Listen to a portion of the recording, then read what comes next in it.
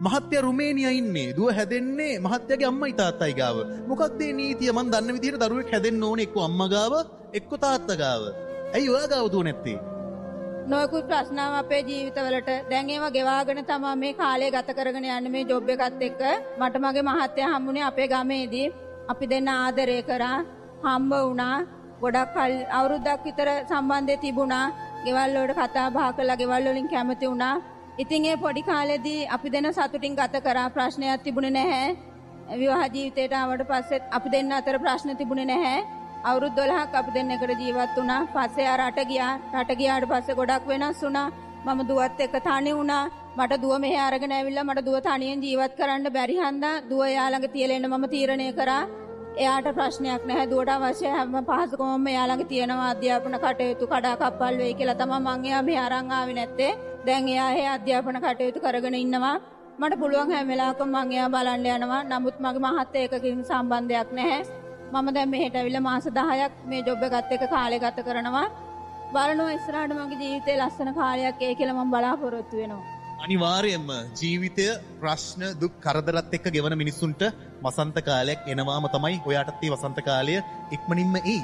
දැන් මහත්යව හදාගන්න try කළානේ. ඇයි හදාගන්න බැරි වුනේ? මං විශ්වාස කරනවා ඕනම දෙයක් කතා කරලා විසඳ ගන්න පුළුවන් කියලා. ඇයි එහෙම සම්මුතියකට එන්න බැරි වුනේ ඔය දෙන්නට?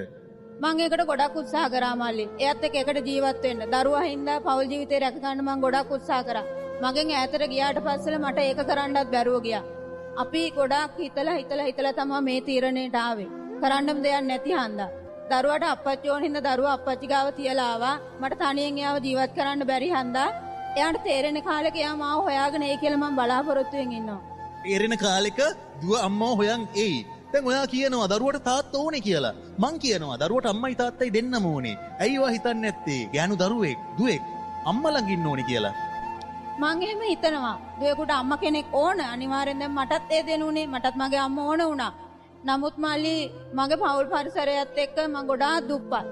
මම මේ ජොබ් එක කරන්නත් ඕන. මගේ දරුවා බලා ගන්නත් ඕන. මට ඒ දෙකම කරන්න බැරි හන්ද තමයි මම ඒ වගේ තීරණයකට ආවේ. ඔයාගේ කතාව අහද්දී මට හුණුවටේ කතාව මතක් වුණා. රූෂත් වර එක දරුවට තියෙන ආදරය නිසාම දරුවව අතහරිනවා. ඔයත් දරුවට සැප දෙන්න ඕන නිසා අධ්‍යාපනය, හොඳ වටපිටාවක්, සල්ලි, කෑම බීම ඇඳුම් පැළඳුම් දෙන්න ඕන නිසා දරු කැක්කුම හිතේ දරාගෙන දරුවව අතහරිනවා. දරුවව මතක් වෙද්දී කොහොමද හදවතට දැනෙන්නේ? කොහොමද දැනෙන්නේ? දරුවව මතක් වෙද්දී කොහොමද ඒ දුක දරාගන්නේ? ඒක කියන්න බෑ මල්ලි. දරුවෙක් අම්මා කෙනෙක් විදියට දරුවෙක් හදපු කෙනෙක් විතරයි මේ වේදනාව දන්නේ. නමුත් දරුවා ගැන හිතලා මං දරුවා අතෑරියේ නෑ. මට පුළුවන් වෙලාවට මං දරුවා බලන්න යනවා. එයාගේ අනාථ